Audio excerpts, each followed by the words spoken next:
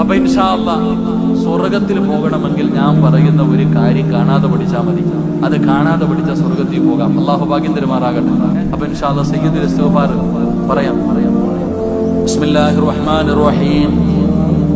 അല്ലാഹുമ്മ അൻത റബ്ബി ലാ ഇലാഹ ഇല്ലാ അൻത ഖലഖതനി വഅന അബ്ദുക വഅന അലാ അഹ്ദിക വവഅദിക മസ്തതഅതു അഊദു ബിക മിൻ ശർരി മാ സനഅതു അബൂഉ ലക ബിനിഅമതിക അലയ്യ വഅബൂഉ ബിദൻബി ഫഗ്ഫിർ ലീ ഫഇന്നഹു ലാ യഗ്ഫിറു ദുനൂബ ഇല്ലാ അൻത.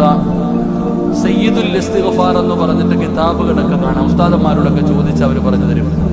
അല്ലാഹുമ്മ അൻത റബ്ബി ലാ ഇലാഹ ഇല്ലാ അൻത ഖലഖതനി വഅന അബ്ദുക വഅന അലാ അഹ്ദിക വവഅദിക മസ്തതഅതു അഊദു ബിക മിൻ ശർരി മാ സനഅതു അബൂഉ ലക ബിനിഅമതിക അലയ്യ വഅബൂഉ ബിദൻബി ഫഗ്ഫിർ ലീ ഫഇന്നഹു ലാ യഗ്ഫിറു ദുനൂബ ഇല്ലാ അൻത. ഉസ്താദന്മാരോട് ചോദിച്ചാൽ ഇൻഷാ അല്ലാഹ് നിങ്ങളുടെ പള്ളിയിൽ ഉസ്താദന്മാരോട് ചോദിക്കുക.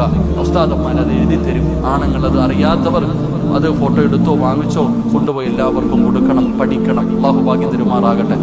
അത് പറയുന്ന ദിവസം മരിക്കാൻ അല്ലാഹു ഭാഗ്യം തരുമാറാകട്ടെ.